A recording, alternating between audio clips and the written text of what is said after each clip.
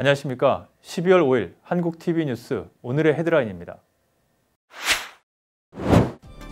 LA시에서 부동산 개발 관련 정경유착 의혹으로 인해 LA시 정부와 시의회를 상대로 부패 수사가 이어진 가운데 정경유착 의혹의 고리를 끊기 위해 데이빌 류 LA 시의원이 주도해온 개발업자 정치 후원금 규제안이 4일 시의회에서 통과됐습니다. 연말을 맞아 타운 내 절도 피해가 늘어나면서 올림픽 경찰서가 타운 주민들에게 각별한 주의를 당부했습니다. 할리데이 시즌을 맞아 타운에서 특히 소포와 귀중품 도난 피해가 늘었습니다. 트럼프 행정부가 푸드스탬프 수혜 자격 규제를 대폭 강화합니다. 새 정책은 푸드스탬프 프로그램인 스냅의 혜택을 받기 위한 조건으로 수혜자들이 고정적인 일자리를 잡도록 하고 주정부가 이 자격 조건에 예외 조항을 적용하는 것을 규제하고 있습니다. 북한이 새로운 계산법을 요구하며 제시한 연말 시한이 다가오면서 북미 간 기싸움이 급격히 가팔라지는 양상입니다. 급기야 군사력 사용 가능성과 신속한 상응 행동 언급까지 등장했습니다. 도널드 트럼프 대통령이 유럽 동맹들의 방위비 분담금 증액을 거듭 압박하면서 방위비와 무역 문제의 연계 가능성을 시사했습니다. 방위비를 제대로 내지 않는 나라들에는 무역으로 보복을 가할 수 있다는 엄포성 발언을 내놓은 것입니다. 김기현 전 울산시장 측근 비리 의혹을 최초로 청와대에 제보한 인물은 송병기 현 울산시 경제부시장인 것으로 파악됐습니다. 송 부시장은 송철호 울산시장의 측근으로 여당 후보 측근의 제보가 청와대를 거쳐 경찰로 이첩됐다는 점에서 이른바 하명수사 의혹 논란이 증폭될 것이란 전망이 나옵니다. 시청자 여러분 안녕하십니까?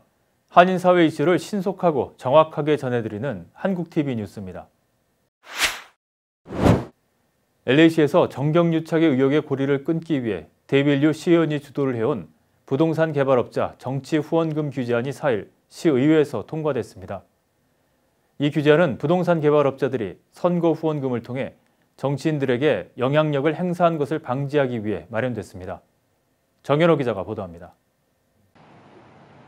LA시 의회가 4일 부동산 개발업체와 개발업자들이 시 정치인과 시 선거에 나선 후보들에게 선거 후원금을 제공하는 것을 금지하는 개발업자 후원금 규제안을 통과시켰습니다.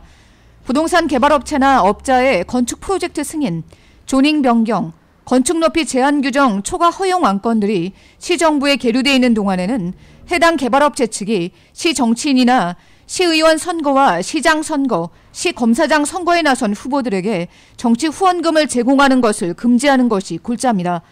프로젝트 건립안에 대한 최종 승인이 내려진 후에도 1년 동안은 정치 후원금 제공이 금지됩니다.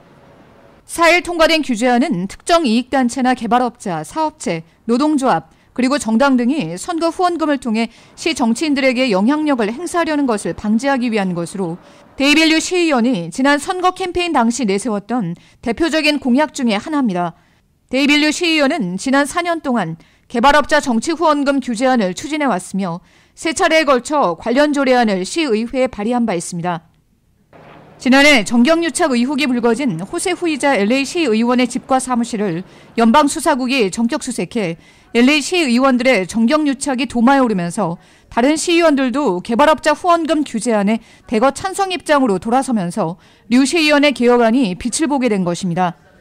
데이빌 류 시의원은 후보 시절부터 공약했던 정치자금 개혁안이 마침내 성사돼 기쁘다며 시 정치인들이 특정 이익 집단의 돈에 휘둘리지 않고 시민들에게 믿음을 주려면 선거 후원금 규제가 반드시 필요하다며 이번 개혁안은 시작에 불과하다. 앞으로도 시정의 부패를 근절하는 개혁안을 잇따라 선보일 예정이라고 밝혔습니다. What we did today was a significant step towards restoring the people's trust in City Hall. Today's ordinance will ban contributions from developers who have a project before the city and help end the perception of corruption in our government. This is a significant step for transparency and reform. 이번 규제안 통과로 LA시 의회는 시 정치인들이 정치 후원금을 받을 수 없는 부동산 개발업자 리스트를 데이터베이스로 구축하는 작업에 들어갑니다. LA시 의회는 또 시 정치인들이 자선 목적으로 주도한 기금 모금 중에도 규제해야 할 케이스들이 있는지 여부를 관련 소위원회가 심사하도록 결정했습니다. 한국TV 정현호입니다. 연말이면 항상 강절도 피해가 늘어나는데요. 요즘 한인타운에서는 할리데이 쇼핑 시즌을 맞아서 집 앞에 배달된 소포를 노리거나 카페 등에서 소지품을 놓아둔 채 잠시 자리를 비우는 동안 귀중품을 훔쳐가는 절도 행각이 기승을 부리고 있습니다. 자세한 내용 이수연 기자입니다. 숨겨라, 잠가라, 지녀라.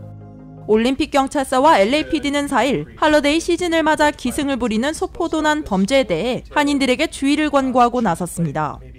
블랙 프라이데이와 사이버 먼데이 등 추수감사절 연휴를 기점으로 연말까지 지속되는 쇼핑 대목에 온라인 쇼핑몰 구매객들이 늘어나는 가운데 배달되는 상품을 도난당하는 사례가 한인타운 내에서도 급증하면서 경찰 당국이 한인들에게 경고하고 나선 것입니다.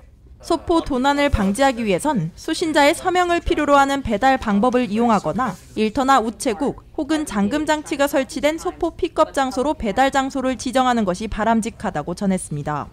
You sign for the package to accept delivery. You can have the package delivered to the post office or the retailer. Choose a place, maybe have the package delivered to your workplace. 소포 도난 범죄와 더불어 주인이 없는 사이 슬그머니 귀중품을 훔쳐가는 범죄도 타운에서 늘어나 잠시도 한눈을 팔아서는 안 된다고 경찰은 당부했습니다. 카페에서 랩탑으로 공부하는 일명 카페족을 겨냥해 이들이 화장실 혹은 주문한 음료를 받으러 자리를 잠시 비운 사이 랩탑과 휴대폰, 가방 등과 같은 귀중품을 훔치는 사례가 늘고 있다며 LAPD는 주의를 당부했습니다. Inside the Starbucks and then goes to the bathroom, or walks away from it, or goes and orders a drink. They come back and that item's gone. 이러한 범죄를 예방하기 위해서는 귀중품을 숨기고 잠그고 지녀야 한다고 경찰은 권고했습니다. 지난해와 비교했을 때 타운 내 자동차 절도 범죄는 100여 건, 차량 훼손을 통한 차내 귀중품 도난 범죄는 300여 건 감소하는 등 차량 관련 도난 범죄들은 현저히 줄어드는 추세라고 경찰국은 밝혔습니다. 한편 최근 위조 아이디 혹은 서류를 통해 리스 차량을 산 뒤 중고차로 되팔며 현금을 챙기는 신종 범죄가 늘고 있어 이에 대한 주의도 요망했습니다. 한국TV 이수연입니다. 트럼프 행정부가 푸드스탬프 수혜 자격 규제를 대폭 강화합니다. 4일 공표된 새 정책에 따르면 푸드스탬프 프로그램인 스냅의 혜택을 받기 위한 조건으로 수혜자들이 고정적인 일자리를 잡도록 하고 주정부가 이 자격 조건에 예외 조항을 적용하는 것을 규제하고 있습니다. 18세에서 49세까지 연령대의 스냅 수혜자들은 일주일에 20시간의 근무 시간 미니멈을 채우지 못할 경우 3년 기간 동안 3개월만 푸드스탬프 혜택을 받도록 돼 있는데 실업률이 높은 주정부의 경우 자격 조건에 미달되는 주민들에게도 푸드스탬프 혜택을 제공해 왔습니다. 새로 변경된 정책에 따르면 주정부가 예외 적용을 하기 위해서는 철저한 수혜 자격 심사를 거치도록 의무화하고 있습니다. 농무부는 이 같은 정책 변경으로 인해 앞으로 5년 동안 연방정부가 55억 달러의 예산을 절감할 수 있을 것으로 추산했습니다. 푸드스탬프 스냅 수혜자는 전국적으로 3,600만 명에 이르는데 새로 바뀐 조항으로 많은 주민들이 수혜 자격을 잃을 것으로 보입니다. 오늘의 지역 단신 전해드립니다. LA시의회 역사상 처음으로 라틴계 여성 시의장이 탄생했습니다. LA시의회는 내년 1월에 사임 예정인 허브 웨슨 현 시의장의 후임으로 육지구 시의원인 누리 말티네즈 현 시의회 부의장을 만장일치로 선출했습니다. 민주당 대선 경선 유력 주자인 조 바이든 전 부통령은 4일 대선 레이스를 포기한 카말라 해리스 연방 상원의원을 잠재적 러닝메이트로 고려해 볼 수 있다고 밝혔습니다. 한인타운 청소년회관 KYCC가 앤튼 블루크로스 보험사와 함께 제26회 할리데이 카니발 행사를 오는 7일 오전 10시부터 오후 2시까지 윌튼 플레이스 초등학교에서 개최합니다. 카니발에선 무료로 각종 게임과 놀이기구, 라이브 공연과 음식, 경품 추첨 등 다양한 이벤트가 진행될 예정입니다. LA경찰국이 배트맨 영화에서나 나오는 최신 범죄 용의자 체포 장비를 도입합니다. 경찰은 정신질환을 앓거나 약물 복용 등으로 제압하기 어려운 범죄 용의자를 총기를 사용하지 않고 포승줄을 발사해 올가매는 볼라랩 장비를 도입할 계획입니다. 12지구 LA시의원 보궐선거에 출마했던 한인 애니조 씨가 내년 38지구 주 하원의원 선거 출마를 공식 선언했습니다. 다음은 전국 각 지역 단신 전해드립니다. 뉴욕 재외선거관리위원회가 재외선거 신고 신청 참여를 독려하기 위해 등록 유권자들에게 스타벅스 상품권을 제공하는 이벤트를 진행합니다. 이수혁 주미대사가 3일 부임 인사 겸 상견례 차원에서 기자간담회를 열고 차세대들이 한인 사회에서 보다 적극적으로 활동하고 미 주류 사회에서 한미 양국 간 가교 역할을 적극적으로 수행할 수 있도록 뒷받침하겠다고 말했습니다. 샌프란시스코 한인회가 시로부터 한인회 간 지붕 보수비로 8만 5천여 달러를 지원받을 예정입니다. 시정부의 70만 달러 기금이 50개 단체에 지원되는 가운데 한인회관이 포함된 것은 한인회가 커뮤니티 센터로서의 역할을 인정받은 것으로 풀이됩니다. 최근 벨뷰에서 시애틀로 본사를 이전한 세계 최대 온라인 여행업체 익스피디아의 최고 경영자와 최고 재무 책임자가 이사회와 마찰로 자리에서 쫓겨났습니다. 익스피디아는 마크 오코스트롬 CEO와 앨런 피커를 CFO가 이사회 명령에 따라 즉각 사임하기로 했다고 발표했습니다. 최은 앵커가 한국 뉴스 전해드립니다.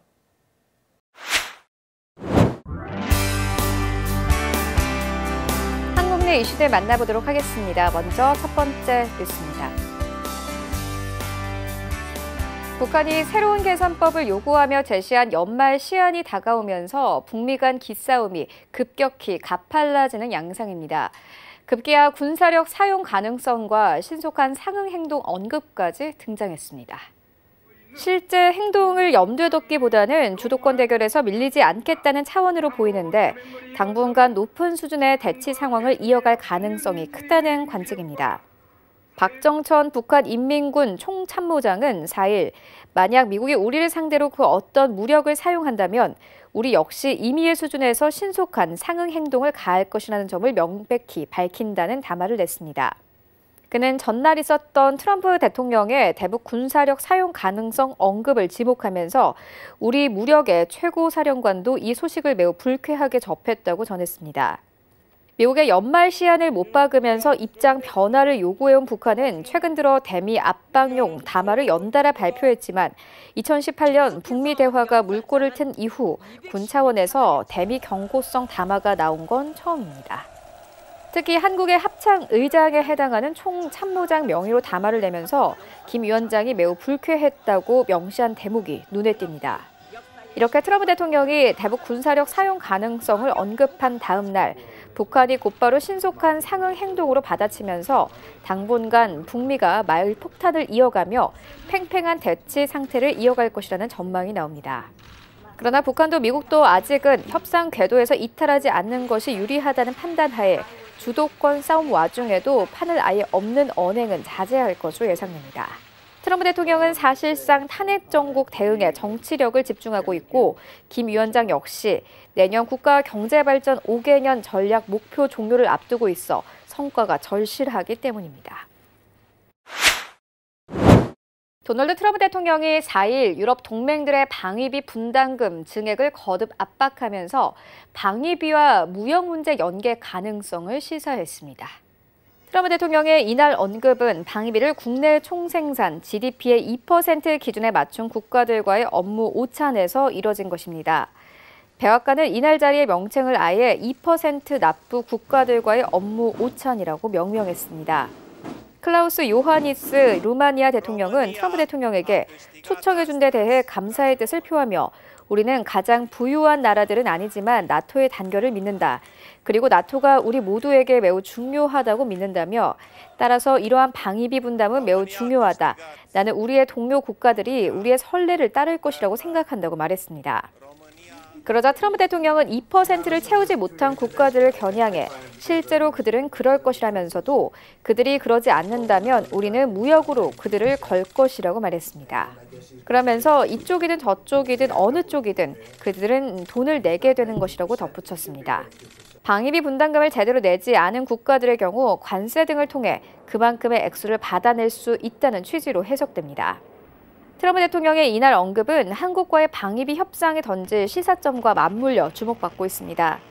트럼프 대통령이 한미 간 방위비 분담금 협상이 여의치 않을 경우 자동차 고율관세 카드를 그 지렛대로 꺼내들 가능성을 배제할 수 없는 것 아니냐는 관측인 셈입니다.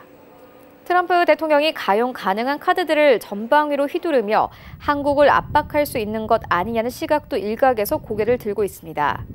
앞서 미국은 무역확장법 232조에 따라 일본, 유럽연합, 한국 등 외국산 자동차와 자동차 부품에 25%의 고율 관세를 부과한다는 계획을 추진해왔습니다. 김기현 전 울산시장 측근 비리 의혹을 최초로 청와대에 제보한 인물은 송병기 현 울산시 경제부시장인 것으로 한국 현지 시간 4일 파악됐습니다.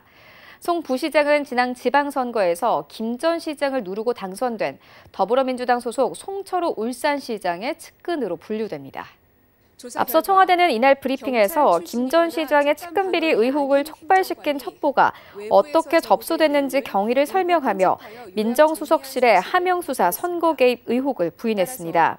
브리핑에 따르면 정보부처에서 청와대 민정비서관실로 파견돼 근무하던 A 행정관은 2017년 10월 스마트폰 SNS 메시지를 통해 김 전 시장의 의혹 등과 관련한 제보를 받고 이를 요약 편집해 백원우 전 민정비서관에게 보고했습니다. 청와대 관계자는 기자들을 만나 A 행정관 말에 의하면 두 분 다 공직자로 청와대에 들어오기 전 캠핑장에 갔다가 우연히 만나 알게 된 사이라고 설명했습니다. 그러면서 이 제보자에 대해서는 특정 정당 소속이 아닌 공직자라고만 설명했습니다. 그러나 브리핑 이후 이 제보자는 송 부시장으로 A 행정관은 문모 행정관이란 점이 추가로 알려졌습니다. 송 부시장은 울산시 공무원 생활을 하다가 김 전 시장 재임 당시인 2015년 교통건설국장 등을 맡은 뒤 공직에서 퇴임했습니다. 퇴임 후에는 울산발전연구원 공공투자센터장 등으로 일했고 지난해 6월 지방선거 당시 더불어민주당 송철호 시장 후보 캠프로 합류했습니다. 네, 오늘 저희가 준비한 소식은 여기까지입니다.